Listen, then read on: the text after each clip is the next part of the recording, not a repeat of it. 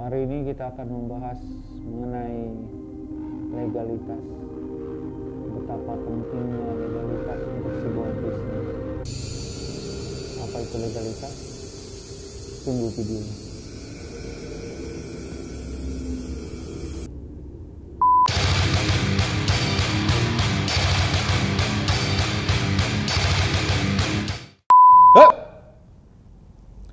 Assalamualaikum warahmatullahi wabarakatuh. Sampai jumpa di channel kita Anti Trading. Jangan kemana-mana. Bye-bye.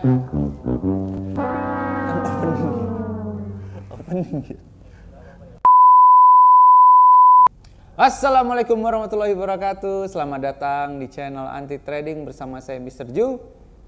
Buat anda-anda yang punya banyak duit, silakan invest di bisnis trading supaya duit anda bertambah banyak. Dan duit anda yang sedikit juga bisa invest di sini. Di dunia ini, siapa tahu bisa jadi kaya. Oke ya.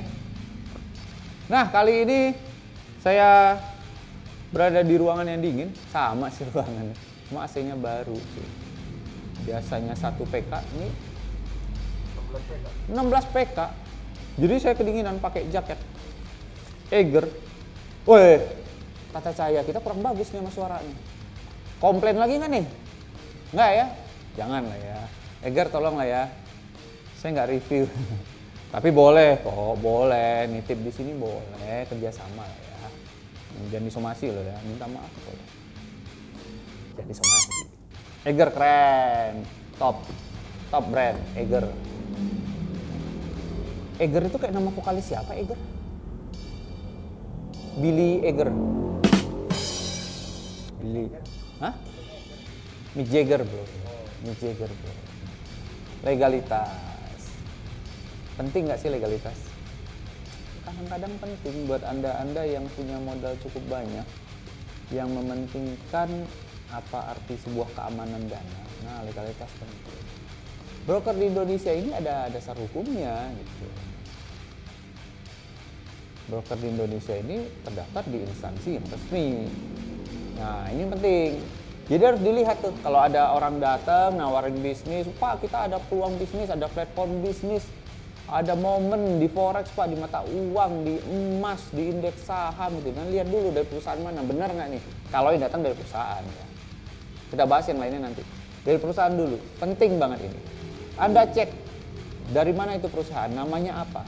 Perusahaan resmi harus terdaftar pertama di Bapepti, Badan Pengawas Perdagangan Berjangka dan Komoditi. Ada nomor izinnya, ada nomor izin cabangnya, ada nomor izin wakil pialangnya. Dan harusnya yang datang ke Anda itu wakil pialang, bukan cuma marketing. Kalau marketing datang harus didampingin sama wakil pialang. Hukumnya seperti itu. Ada undang-undangnya, ada SK-nya seperti itu. Jadi Bapepti ini tugasnya untuk menyusun satu regulasi. Bagaimana suatu perusahaan berdiri, bagaimana sistemnya, apa saja yang harus dipenuhi sebagai perusahaan broker. Wakil pialang yang mewakili perusahaan tersebut juga harus punya izin. Ada fit and proper test juga untuk itu, dan nggak gampang gitu. Susah gitu jadi wakil pialang gitu. Tapi ketika Anda jadi wakil pialang, maka Anda sudah boleh untuk memasarkan bisnis ini. Boleh mengenalkan bisnis ini ke masyarakat. Boleh membuat video kayak gini gitu. Kalau belum wakil pialang jangan dulu lah gitu. Wah, tabrak lah. Banyak reviewer yang nggak pakai izin wakil pialang.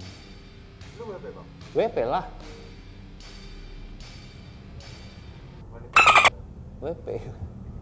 WP gue, tapi ya kita bikin video di sini biar orang terbuka aja gitu. Jangan lihat WP-nya saya lah ya. Tadi bilang harus WP ya, sekarang jangan lihat WP saya. Kontradiktif ya. Ya ini akun pelin-pelan. Akun pelin-pelan. Nah, Bapepti juga yang mengatur regulasi. Jadi Anda perlu cek ketika ada wakil pialang atau dari perwakilan dari perusahaan tertentu yang datang menawarkan peluang tertentu di bisnis trading. Nah, Anda cek dulu tuh. Anda bisa cek di Bapepti ya, www.bapepti.go.id. Cek tuh, ada pelaku pasar. Anda cek perusahaannya ada di dalam situ atau tidak. Anda cek bener nggak dia. Saya punya cabang Jogja, ya Anda cek dulu ada nggak izin cabang Jogjanya. Oh saya wakil pialang dari perusahaan A, cek dulu nama dia ada nggak di situ, ada nomor izinnya nggak? Itu legalitas itu penting ketika dia berbicara mengenai legalitas. Ketika dia mengaku itu perusahaan legal ya Anda cek legalitasnya. Penting, kenapa? Ya syarat utama menjadi kantor pialang ya harus terdaftar di Bapepti. Itu penting, jadi dicek. Kalau dia bilang saya ilegal Pak, ya udah nggak usah dicek. Orang ilegal kok nggak bakal ada di Bapepti. Nggak usah dicek. Yang dicek yang legal-legal aja, yang ngaku legal itu dicek. Yang kedua, pialang juga harus terdaftar di Bursa Berjangka Jakarta ketika Anda trading di forex, di mata uang, di komoditi, di indeks saham. Nah, Bursa Berjangka Jakarta Anda bisa cek aja di websitenya. Kenapa? Ya karena pialang yang resmi harus mempunyai market yang resmi juga, harus masuk ke bursa yang resmi juga. Selain Bursa Berjangka Jakarta, ada ICDX namanya. Gitu. Nah ICDX juga Anda bisa cek di websitenya ICDX. Nah itu perusahaan terdaftar nggak di ICDX? Kalau enggak, dia mau tradingin di mana gitu? Dia mau puterin harga di mana? Dia mengacu pada harga yang ditampilkan oleh bursa mana? Gitu. Harus cek itu. Ketika dia ngaku saya resmi gitu, oh berarti ada anggota dari ICDX atau BBJ gitu. Jelas itu. Anda cek aja di situ, ada nomor rekeningnya juga. Ada nomor izin pialangnya juga, ada nomor izin kantornya juga di situ. Jadi selain sebagai member Bapepti, juga member dari bursa tertentu, BBJ atau ICDX. Itu yang penting. Jangan sampai dia anggota Bapepti tapi nggak terdaftar di dua bursa tadi. Wah kacau juga tuh kayak gitu. Nah bursa ini tempat apa? Tempat bertransaksi. Jadi ketika kantor pialang tertentu yang resmi tadi, yang legal tadi, yang mengaku legal tadi, dia bertransaksi mengacu kepada harga yang ditentukan, yang ditampilkan oleh Bursa Berjangka Jakarta atau ICDX tadi itu. Nah maka dia harus terdaftar sebagai anggota bursa tersebut. Kalau dia bukan anggota ya nggak bakal bisa menampilkan harganya gitu. Dan harganya pasti sama. Gitu. Anda cek langsung ke websitenya juga bakal sama di platform Anda. Gitu. Banyak lah yang legal-legal kayak gitu. Oke, yang ketiga dia juga harus terdaftar di Clearing Berjangka Indonesia. Nah, Anda bisa cek di websitenya juga tuh. Ada tuh websitenya. Nah, fungsinya clearing apa? Instansi yang mengawasi dana nasabah. Jadi ketika Anda memutuskan untuk mengambil peluang berbisnis di bisnis ini, Anda mau trading di bursa melalui perusahaan tertentu, perusahaan broker tertentu, pialang tertentu, maka pialang ini juga harus terdaftar sebagai anggota KBI. Jadi dana Anda yang Anda transfer ke rekening perusahaan tersebut diawasi oleh KBI. Nah di KBI perusahaan yang resmi itu terdaftar juga, ada nomor izinnya juga beserta nomor rekening. Jadi Anda cuma transfer ke situ, jangan titipin ke orangnya, transfer ke rekeningnya langsung. Kan zaman sekarang udah ada IMS tuh, Investor Management System. Anda top up sendiri, nggak usah kasih orangnya, bahaya, lari orang minta. Langsung transfer, ada rekeningnya, perusahaan resmi pasti kasih nomor rekening, bukan atas nama perorangan, yang resmi loh ya. Nah, dari situ Anda bisa cek, oh berarti perusahaannya terdaftar di KBI, Clearing Berjangka Indonesia. Nah, inilah pengawasnya gitu. Jadi Anda bisa cek di situ, perusahaan ini resmi, ada nomor izinnya, ada nomor rekeningnya. Jadi 3 hal itu penting. 1 Bapepti, kedua BBJ atau ICDX, yang ketiga adalah Clearing Berjangka Indonesia. Nah, ini legalitasnya. Jadi kalau Anda datangin sekali lagi oleh orang-orang yang mengaku legal, cek legalitas. Kecuali orang-orang yang datang menawarkan konsep tanpa bicara legalitas. Kembali lagi, tergantung ke Anda. Anda percaya sama konsepnya, Anda percaya sama produknya, Anda percaya sama sistem tradingnya, Anda percaya sama perusahaan tempat dia bernaung, dan bisa dicari, dipegang. Ketika terjadi sesuatu komplain umpamanya, nggak apa-apa silahkan. Monggo. Tapi kalau bicara legalitas, itu 3 syarat utamanya ya. Bapepti, Bursa Berjangka Jakarta atau ICDX, dan KBI. Oke? Itu dari saya. Ingat, sependek ini penting. Terutama bagi Anda yang didatangin oleh orang-orang yang mengaku dari perusahaan yang legal. Penting banget. Jangan lupa, cek legalitasnya. Jangan tergiur sama kemolekan tubuhnya. Banyak yang datang molek-molek yang ngaku legal ya. Giliran ditanya nggak tahu websitenya. Kita mah tahu ada di bawah situ, walaupun saya nggak sebutin, tapi saya tahu ada website di bawah, saya tahu. Molek bikin kolek beda loh. Molek itu bikin invest bro.